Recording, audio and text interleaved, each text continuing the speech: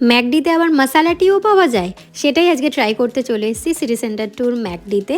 এর আগে আমরা খেয়েছিলাম একটা বোবা ড্রিঙ্ক, সেটা শর্টসও আগে শর্টসে আপলোড করে দিয়েছি, চাইলে দেখে নিতে পারো। অভি এখানে অর্ডার ক্রিয়েট করার সময় দেখলো ম্যাকডিতেও বোবা ড্রিঙ্ক রয়েছে, যেটা আমরা আগে খেয়াল করিনি বা নিউ এসছে জানি না। যেহেতু একটু আগেই বোবা ড্রিঙ্ক আমরা ট্রাই করলাম তাই আর নিলাম না, বাট নেক্সট টাইম আবার এসে ট্রাই করবো ম্যাকডি থেকে। সো এখান থেকে যা যা অর্ডার করেছিলাম সেটা চলে এসছে ফাইনালি, আর যার মধ্যে নতুন অ্যাড অন হয়েছে সেটা হচ্ছে মশালা চায়। মানে ম্যাকডিতে এসে মশালা চায় খাবো কখনো ভাবিনি, আর এসে নোটিসও করিনি। আজকে হঠাৎ নোটিস করলাম তো ভাবলাম এটা অর্ডার করা যাক, কারণ একটু আগেই আমি একটা ড্রিঙ্ক খেয়েছি, আবার একটা ড্রিঙ্ক খাওয়ার ইচ্ছা ছিল না, বাট আমার অতটা ভালো লাগেনি, সোসও লেগেছে। মানে এটা বাইরেও পাওয়া যায়, তো ম্যাকডি থেকে খাওয়ার কোনো মানে হয় না।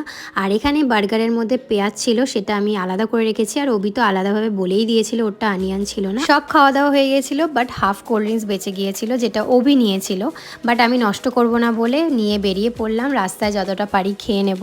আর এখানে পুরো সিটি সেন্টার ফাঁকা হয়ে গেছে, মনে হচ্ছিল যেন আমরা দুজনই আছি, যেহেতু আজকে উইকডেজ।